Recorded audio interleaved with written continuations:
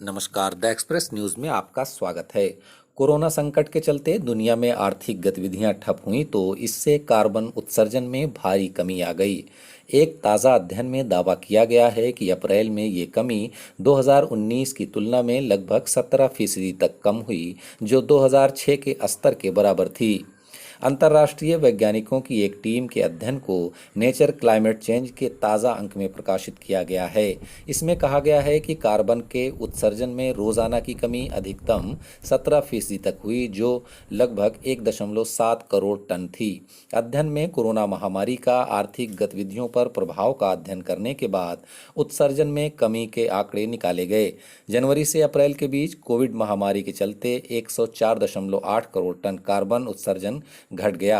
इनमें सबसे ज़्यादा चीन में 24.2 करोड़ मीट्रिक टन, अमेरिका में 20.7 मीट्रिक टन, यूरोप में 12.3 तथा भारत में 9.8 करोड़ मीट्रिक टन कार्बन की कमी आई है। इसके चलते ये माना जा रहा है कि इस साल के कुल कार्बन उत्सर्जन में 2019 की तुलना में 4 से 7% तक की कमी आएगी। यदि जून में पूर्व की भांति आर्थिक गतिविधियां जारी रहती हैं तो ये कमी 4% तक सीमित होगी, लेकिन अगर साल के अंत तक प्रतिबंध जारी रहते हैं तो कमी 7% की होगी। इस शोध के लेखक यूनिवर्सिटी ऑफ ईस्ट एंजिलिया की प्रोफेसर कोरिन ली क्वेरी ने कहा कि इस दौरान ऊर्जा के इस्तेमाल के पैटर्न में बड़ा बदलाव दिखा है, लेकिन ये अस्थायी साबित होगा। आने वाले दिनों में परिवहन, ऊर्जा क्षेत्र और आर्थिक गतिविधियों में कोई संरचनात्मक बदलाव होने के आसार नहीं हैं।